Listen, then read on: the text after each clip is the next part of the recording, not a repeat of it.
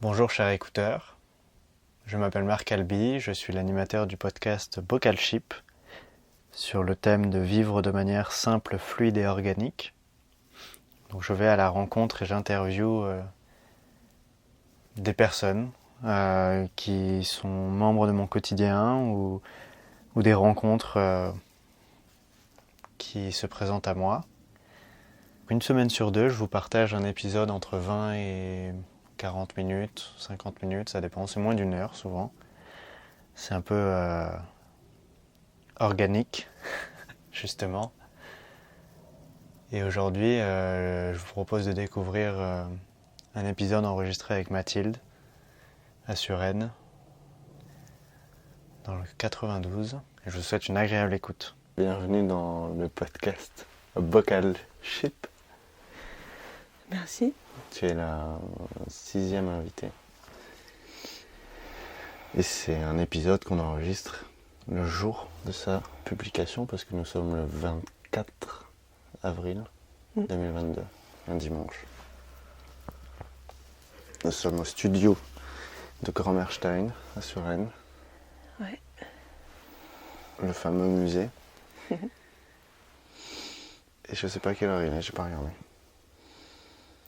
J'ai vu tout à l'heure, mais c'était tout à l'heure. Avant que tu reviennes te coucher. Oui.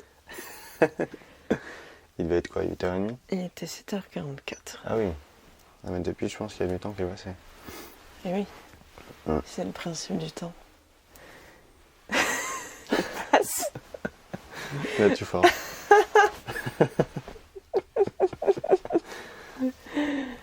On vient de se réveiller en même temps. Exactement. J'ai failli dire taf. Est-ce que dans un premier temps, tu peux te présenter et me dire qui es-tu, Mathilde? Alors, qui je suis? Je suis Mathilde. Ok. Je suis ta sœur. En effet. Je suis une femme. Et pour résumer un peu, ça fait écho avec la question que j'ai posée à pas mal de monde et que je me suis moi-même posée sur ce qui me met en mouvement. Et au final, je trouve que ça peut résumer un peu ce qu'on est, d'une certaine façon. Ok. Je dirais que moi, ce qui me met en mouvement et ce qui pourrait me décrire un peu, c'est l'amour et la transition écologique. C'est un peu ça que j'ai identifié pour moi. Un peu deux gros moteurs de vie. D'accord. Et qui, du coup, qui peuvent représenter ou caractériser qui tu es. Ouais. Donc de l'amour et de la transition écologique. Ouais. Mais j'avais un peu trouvé mon ikigai, je l'ai trouvé d'ailleurs il y a quelques années. Et ça rejoint un peu ces deux choses-là, c'était vivre ou vibrer d'amour et de sens. D'accord. Voilà. Et qu'est-ce qui, pour reprendre le mot ou le terme transition écologique, qu'est-ce que ça veut dire pour toi? Ou comment du coup tu le perçois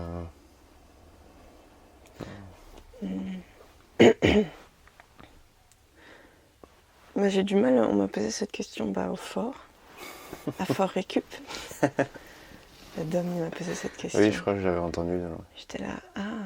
C'est une bonne question. Et c'est toujours un peu dur à définir, mais j'ai l'impression que je le définis au fur et à mesure aussi que j'apprends ce que c'est. Ouais, et puis je pense que c'est singulier. Enfin, en gros, c'est vraiment ta perception de ce terme, parce que je pense que dans les médias, on l'entend beaucoup et beaucoup de personnes peuvent l'utiliser, mais en fin de compte, c'est qu'est-ce que toi, Mathilde, du coup, tu mets derrière et qu'est-ce que ça représente dans ton parcours, dans ta vie. Je dirais pas mal que c'est une façon d'être et une façon de vivre. Ok. Qui est... pour moi, il y a beaucoup d'amour dans la transition écologique, justement, dans le sens où il y a un amour pour la planète qu'on habite, pour tous les êtres vivants qui la peuplent, dont les humains, mais aussi tous les autres, en fait. Et cette envie de prendre soin et de préserver notre environnement qui est juste un cadeau incroyable. Et ouais, une façon de vivre et d'être justement qui le respecte et qui prend soin. Oui. Mais il y a pas mal de mots qui me viennent, enfin peut-être la sobriété, la simplicité, la bienveillance. Je vais pas dire 3 mots auxquels je pense du coup là, mais Je vois pas de quoi tu ça me parles. parle beaucoup. Les mots que tu utilises aussi avec ton projet Avec Vocal Slip. Tout à fait. D'accord. Mm. Et c'est marrant parce que quand tu parles de façon d'être ou de façon de vivre, c'est un peu ça que tu dis, ça m'évoque le scoutisme. Ouais. Je sais pas pourquoi. Et comment... ou alors quel rôle ça a eu. Et est-ce que tu penses que ça t'a inspiré du coup là où tu en es aujourd'hui? C'est marrant parce que quand il y a eu le dernier rapport du GIEC et tout ça, je sais plus, après il y a eu j'étais en train et j'ai réfléchi et j'étais là, purée, mais alors comment on peut se débrouiller sans électricité, sans énergie et tout. Je me disais en mode survie, enfin voilà, j'avais besoin, je crois, d'imaginer un scénario où ça marchait, quoi, si on n'avait plus d'électricité, ce dont on est un peu beaucoup dépendant actuellement avec nos modes de vie. Et je me suis fait une liste et tout, avec les différents besoins, en fait, comment les remplir autrement. Et c'était assez intéressant comme exercice. Et après, je me suis dit, mais est-ce que dans ma vie, j'ai déjà vécu un peu des modes de vie aussi simples, aussi sobres? En fait, je suis retombée sur les scouts, quoi. Et même, tu vois, quand on parlait de choses manuelles, de choses un peu que je sais faire pour me débrouiller ou pour rendre mes mains intelligentes, en fait, le scoutisme m'a donné des bases qui sont quand même incroyables, quoi. Et ça... Je pense que ça me rassure, mais ça me donne aussi beaucoup le sentiment d'être capable d'avoir un peu ces outils, quoi, de savoir faire un feu, monter une tente ou construire un abri. Enfin, tu vois, avec de la ficelle et du bois, tu peux faire tellement de choses. Ouais, et clair. Ouais, de pouvoir en fait se contenter de très peu et se rendre compte que ça marche. Donc ça suffit. Ouais. Ok. C'est marrant. Et je voulais juste revenir sur le terme écologique ou écologie. Comment est-ce que tu le comprends? Comment est-ce que tu le définis, encore une fois? Enfin, c'est pas une question de rendre une définition exacte, mais comment est-ce que ça résonne en toi finalement ce mot? Écologique. Ouais, ou dans le terme transition écologie, mais du coup l'écologie, je trouve qu'on en parle beaucoup, une fois de plus. Ouais. Et c'est à l'intérieur de toi, qu'est-ce que ce mot il signifie ou quelle partie de toi ça touche? Et je pense que tu l'as déjà un peu exprimé, c'est beaucoup lié à l'amour. Et en fin de compte, c'est de l'amour un peu plus global, pas que entre humains. C'est aussi entre ce qui nous entoure et être en respect, en conscience. Mais parce que du coup, j'ai envie de définir transition et écologique aussi. Je pense que transition, c'est aller vers quelque chose. Ok. Et écologique, j'ai beaucoup l'image d'une nature qui est belle, qui est préservée, qui est... Ouais, peut-être on arrête d'avoir un impact néfaste, même peut-être un impact tout court, je sais pas. Ouais, un peu un cercle vertueux, quoi. Où on prend, si on a besoin, on peut prendre un peu, mais pas plus que ce qu'elle peut donner, la planète, quoi. Et... ouais. Ok. Et du coup, ça me donne envie de voir la vraie définition d'écologique, parce que je ne l'ai plus. C'est ouf parce que c'est tellement un mot que j'utilise tout le temps pour me présenter. Ben oui. Et c'est quelque chose que j'ai un peu absorbé. Mais c'est vrai qu'à expliquer, c'est un exercice intéressant. Ben, je trouve que c'est d'autant plus intéressant quand ça peut être sujet à des critiques de mode. qu'en gros c'est une mode, la transition écologique, et du coup, le fait de ne pas réussir à le définir à sa façon, ou à se l'approprier, ça confirme un peu cette mode. Ouais.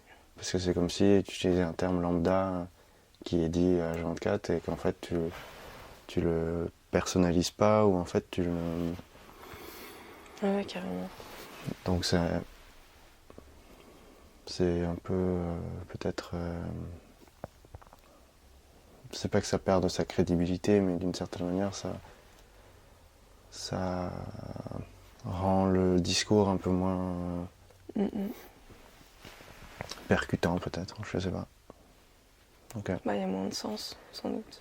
Oui, comme Si tu au parlais final de sens. tu comprends pas vraiment et tu sais pas vraiment de quoi tu parles. Moi je me sens assez légitime d'en parler, de m'engager dedans justement parce que j'ai l'impression que je vis dedans depuis 3 ans et d'avoir découvert tellement d'alternatives. Pour moi c'est beaucoup ça aussi et c'est pour ça que c'est un monde qui est hyper intéressant et hyper énergisant et motivant parce que...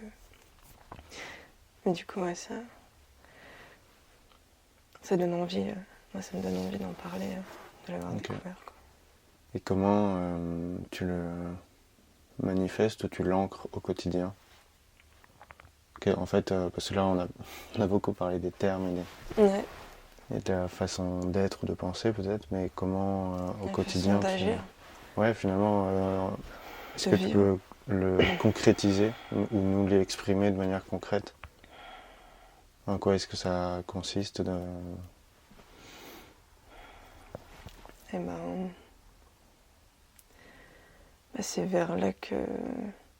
C'est là-dedans, en tout cas, que j'ai l'impression de mettre énormément d'énergie, enfin, mon énergie quotidienne. Enfin, là... En fait, ce qui est très dur pour moi, c'est que c'est un monde très très vaste, la transition écologique, ce monde d'alternatives. Et je pense que j'ai du mal à choisir un peu dans quel domaine m'engager. Parce qu'il y en a tellement qui sont tellement intéressants et tellement urgents et tellement importants et tellement 10 000 tellement, et t'es là, j'aimerais bien faire ça et à la fois ça, mais alors lequel est le plus important et tout ça. Et au final, je me suis dit, concentre-toi sur peut-être ce que tu sais faire et ce que tu peux donner. Et c'est pour ça, je pense, j'ai mis un peu de temps, je pense, à accepter que moi, ce qui me plaisait beaucoup, c'était la création et de partager ce que j'avais appris et tout ça, plutôt que des choses en fait très concrètes et très manuelles où à la fin de ta journée tu te dis j'ai fait ça, j'ai planté là, tant de légumes. Voilà, c'est évident et tu as le résultat directement. Alors que moi là j'ai beaucoup envie en fait depuis quelques temps de faire plus de la sensibilisation, où là c'est un peu moins palpable et ton impact il est pas direct en fait, tu peux toucher des gens, pas toucher des gens, plus ou moins toucher des gens.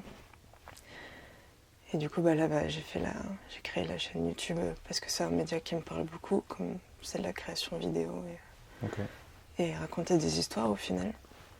Et aussi cette BD qui me permet de...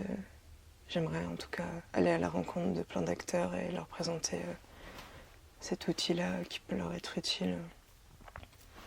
Mais là, c'est des choses très concrètes que j'ai pris comme exemple, mais je pense que c'est aussi dans la manière de vivre et d'être, et c'est un engagement assez personnel aussi dans tous mes choix de consommation, parce qu'en fait, quand tu es pleinement dans ce monde-là, tu te rends compte que chacune de tes actions a un impact. Donc pour pas devenir dingue, tu orientes au fur et à mesure ta vie vers des choses qui ont plus de sens, quoi. Et typiquement, ce qu'on a vécu tous les deux au fort, je pense qu'on se retrouvait bien dans une vie qui avait du sens. Mais ouais, pour moi, il y a un peu 2 échelles d'action. Il y a l'action un peu personnelle, où du coup, par exemple, à ma coloc, on fait de la récup de marché, on achète en vrac.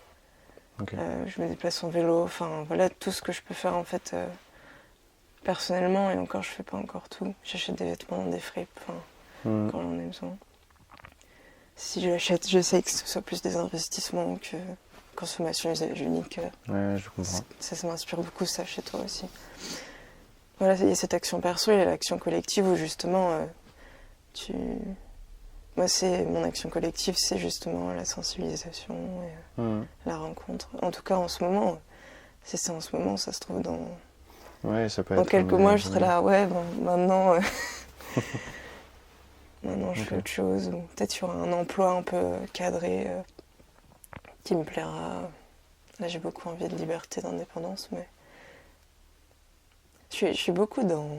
Je pars un peu loin peut-être, mais il y avait une phrase qui m'avait beaucoup parlé, que j'avais lue ou entendue, c'était profite de chaque vie que la vie t'offre.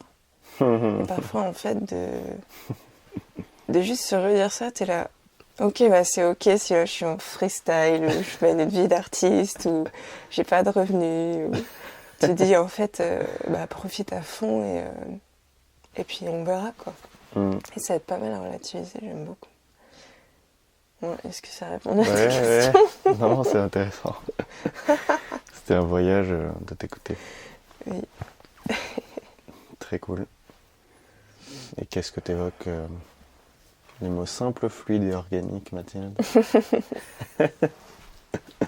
Alors, petit 1, le mot simple. Tu peux commencer par celui que tu veux. Ok. Les trois à la fois, d'ailleurs. Une 3 à la fois. Mais Marcelo, il m'a dit, simple, fluide et organique, c'est de l'eau. Ah oui, c'est vrai. C'était hyper marquant d'ailleurs. Voilà, point, il a Ouais. résumé. Allez, salut, vocal chip.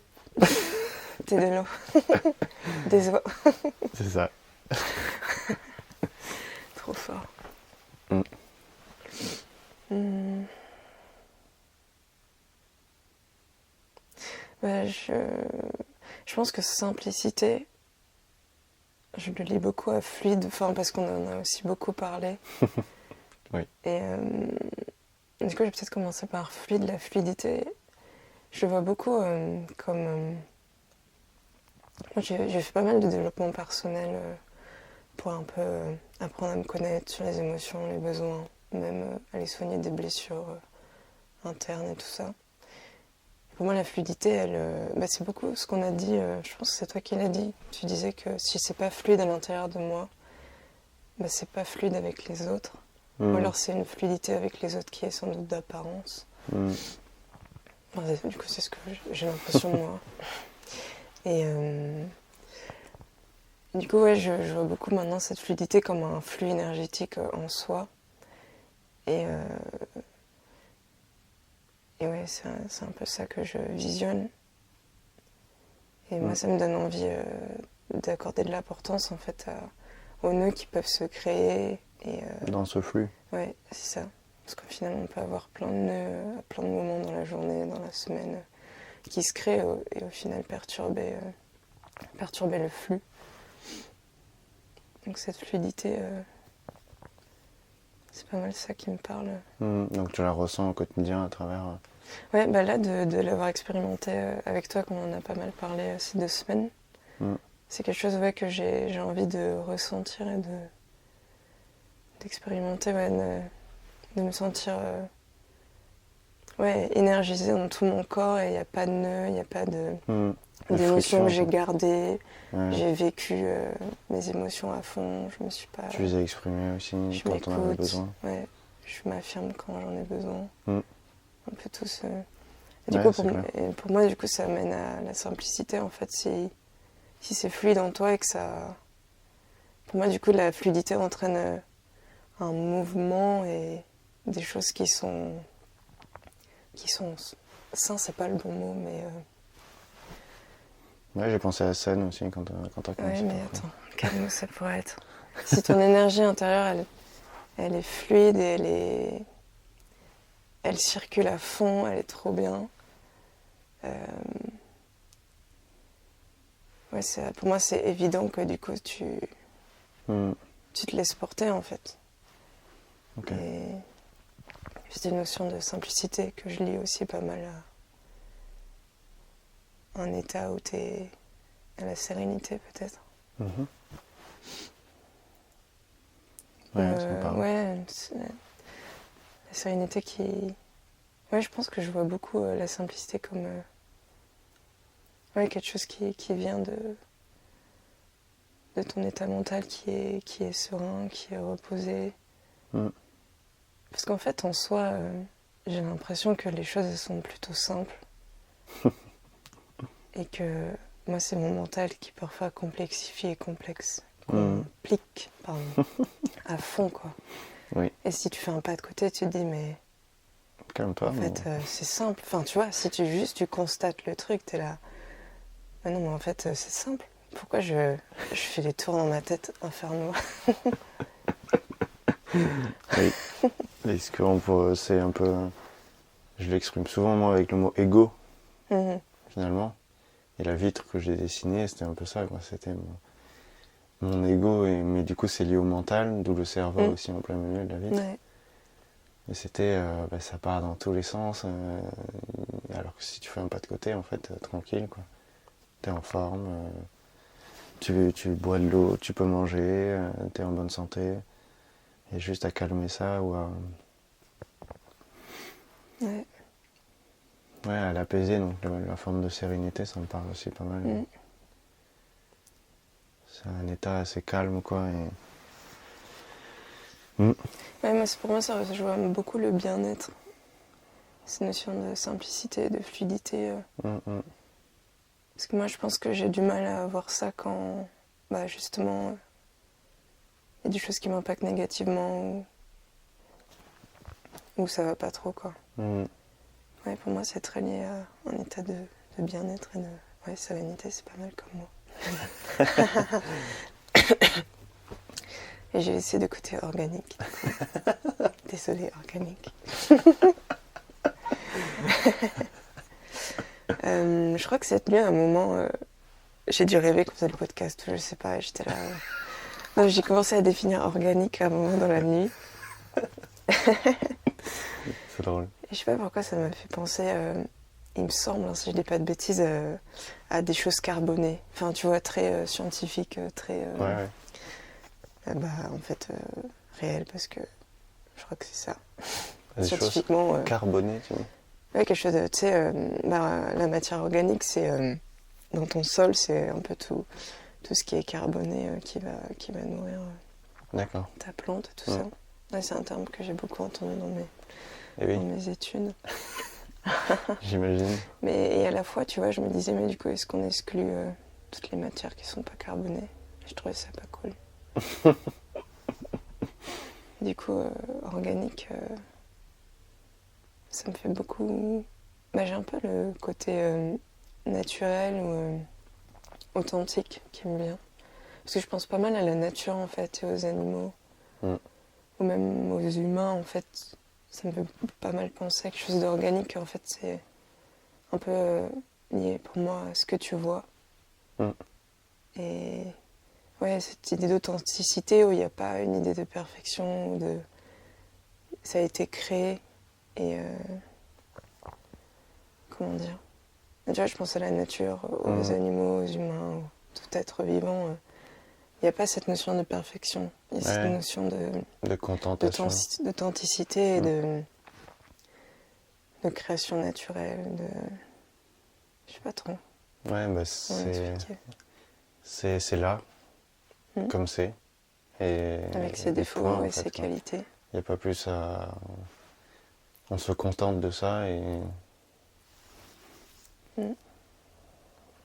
c'est évolutif encore une fois aussi. Parce qu'il y a des nouvelles plantes qu'on découvre. Il y a les fonds marins qu'on ne connaît pas. Carrément. Donc, c'est évolutif aussi. Ouais. C'est marrant parce que cette notion d'organique, du coup pour moi que j'oppose, mais c'est peut-être un peu à cette notion de perfection et de contrôle et tout ça, de création un peu cadrée et au départ des choses et tout ça. Ça me fait pas mal penser du coup à la récup et à des choses que tu peux créer par rapport à ça. Par exemple, le meuble que tu as fait pour grand-mère. Que tu as fait comme ça et sans forcément d'attente ou de... Pression. Ouais. Ou de besoin que ce soit quelque chose de parfait, sans défaut.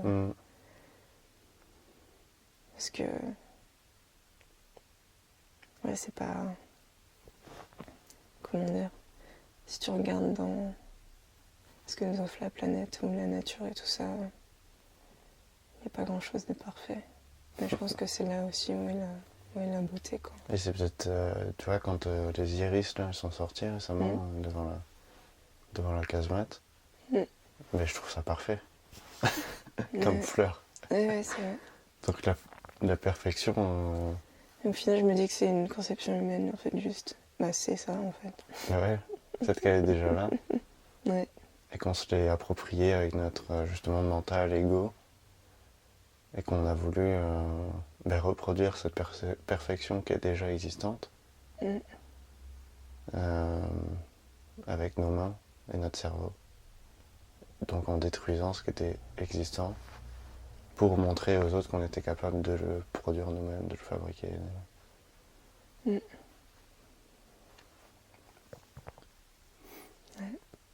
Ouais, mais c'est marrant, j'avais même pas pensé, parce que je suis aussi d'accord que le meuble de grand-mère, par exemple, que j'ai fabriqué, je le considère organique, parce qu'en soi, j'ai rien acheté, c'est tout récupéré, c'est un peu, c'est assez précis quand même, parce que j'avais un plan avec des mesures, j'avais un cap, mais après, les timbres, ils sont pas parfaitement alignés. Donc ouais, c'est assez organique, mais en fin de compte, ouais,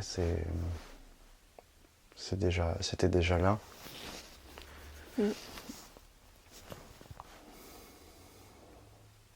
c'est sympa. T'as créé avec des choses qui étaient déjà là. J'ai assemblé finalement des... Ouais, c'est intéressant ça. Ça rajoute une dimension. Mais ouais, c'est clair. Et du coup, c'est qu'une question de perfection, enfin de regard, je veux dire. Parce que, est-ce que c'est pas comme ça que le meuble est parfait finalement? De par son côté organique. Parce que du coup, j'allais dire imperfection, mais pas nécessairement. Parce que qui a dit que le meuble devait être de telle manière ou d'une autre? Ouais, c'est clair. Le seul truc que, entre guillemets, je devais respecter, c'était qu'il y ait 5 tiroirs, qu'il fasse 25 par 25 au sol pour qu'il se pose sur l'autre meuble qui fait exactement la même taille. Donc ça, en soi, c'est impeccable. Mais après, le reste, bah, c'est libre de juger si c'est parfait ou pas. Ouais, je pense que chacun a sa perception en plus. Ouais, c'est clair. Je te remercie sincèrement, Mathilde, pour cet échange et ces temps partagés dernièrement. Ouais. Je te remercie aussi. Et je veux savoir si tu avais un dernier sujet que tu voulais évoquer ou aborder. Non, je pense pas. Ok. Est-ce que tu veux présenter, pour les gens qui ne te connaissent pas,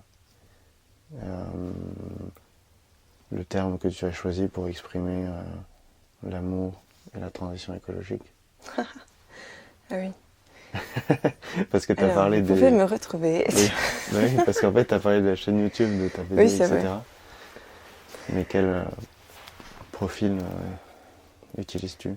Eh bien, pour l'instant, le nom, je dirais, c'est un peu un nom de créatrice, mais je suis même pas sûre. Enfin, c'est un nom de média pour l'instant. Ça s'appelle Une humaine en mouvement. Et donc, là, je fais mon autopromo carrément. Okay. Oui. Donc, j'ai une chaîne YouTube qui a ce nom-là, où je partage un peu mes découvertes de la transition par le voyage vélo, discussion, un peu témoignage de l'impact de la transition sur sa vie. Et un peu les prémices de cette création de la chaîne YouTube. Il y aura sans doute d'autres vidéos qui vont venir. Et il y a aussi un petit compte Instagram où je partage des choses que je vis, des questionnements, un peu comme un compte Instagram lambda, mais avec en plus cette dimension que j'ai envie de partager le monde de la transition, quoi. Okay. On a compris, je crois. Voilà, globalement. Et une petite BD qui va sortir, mais là j'ai mis mon nom, Mathilde Albi, enchantée. Oui, Mathilde Albi. C'est drôle, ça me rappelle du coup qu'on est frères et sœurs. Oui, bonjour. C'est la première chose que j'ai lu en plus. Oui, Je oui, suis Mathilde. je Je suis suis ta ta sœur. sœur. Ouais, magnifique. C'était chouette. J'ai l'impression que organique, j'ai pas trouvé le mot exact. Mais c'est pas grave, si je le trouve, je mettrai un commentaire à la vidéo YouTube. D'accord, Alors j'ai trouvé finalement. ça Ouais. marche. Tu me pourras me le partager alors. Ouais, carrément. C'est des réflexions qui sont au long terme. Là, on a défini ça. Ce serait hyper intéressant qu'on en reparle, genre dans un an ou plus tard. Sans doute, Ça serait intéressant, je pense, tout à fait. de voir ce qui ressort. Et merci en tout cas de m'avoir fait découvrir ces mots et cet univers. Enfin, un peu ce que tu mettais derrière et qui m'a aussi inspiré. C'était très chouette. Avec amour. J'espère que votre écoute fut agréable. C'était très chouette d'enregistrer ce dialogue avec Mathilde. Et je vous propose de découvrir son compte Instagram en regardant en description de l'épisode. J'ai mis un lien pour Une humaine en mouvement. Et n'hésitez pas également à découvrir également les réseaux sociaux de Bocalship sur Instagram ou Facebook. Et également, si ça vous intéresse, je diffuse toutes les semaines un email racontant une vie Bocalship. Donc c'est la vie de moi, Marc Alby, et je présente et je partage, j'exprime mon quotidien, mes pensées et mes découvertes d'une certaine manière à travers des emails chaque lundi à 9h. Donc le lien est également en description sur Une vie Bocalship, qui est le nom de cette newsletter hebdomadaire. Je vous souhaite une agréable journée ou soirée en fonction du moment et vous souhaite en belle santé. Prenez soin de vous.